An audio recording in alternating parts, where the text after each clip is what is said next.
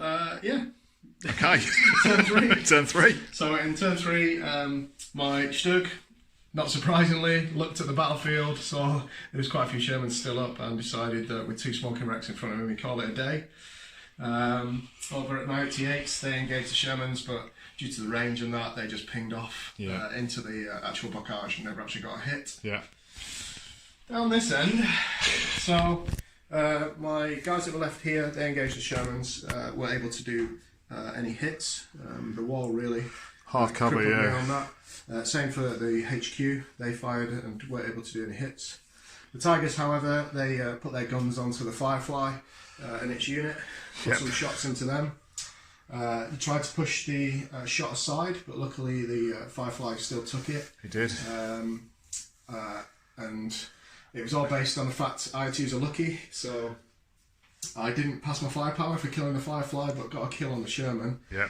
Pulled out that lucky card, got my reroll and managed to get the kill. Yeah. Which was really handy. And then the British went on an absolute rampage. Yeah, I mean, I thought about using my lucky here. Well, I didn't. After we'd rolled it all and put the smoke down, I thought I could have used my lucky to try and get the Firefly in the game, but we were too late at that point. Again, I didn't really do too much movement, so I just blitzed with the 2 remaining Shermans, just to get them across, facing off against the German armour coming in. But everything else stayed still, which they've done quite a lot of the game, which increased my firepower no end. So the 25 pounders targeted the sort of Panzers and HQ and the Tigers. Yep. They ranged in on the first attempt, but didn't do anything. Yeah. The Tiger top armour was good, and so was the Panzers. You got through the top armour of Tiger, but failed on your firepower. Failed on the firepower test, so didn't I? I've got a bailed out Tiger there at the moment. Yeah. And then the 4 remaining Shermans, the HQ, were the sort of man of the match for me. So 2 of the Shermans unleashed against the HQ and got some lucky rolls in, and the 2 other Shermans over here. There was 2 Panzers left. 2 Panzers here, I think we had 1 here. Yeah. I re-rolled. Chewed them up. I decided to use lucky to re-roll a. What did I re-roll again? I can't remember now. Did re-roll something.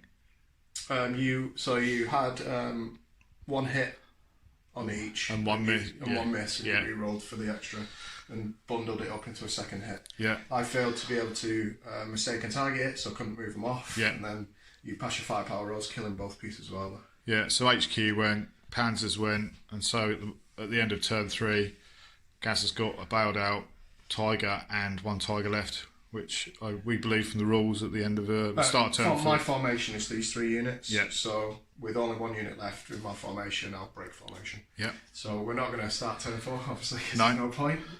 So yeah, Mark absolutely smashed me with 60% of his force, and me with my 100%.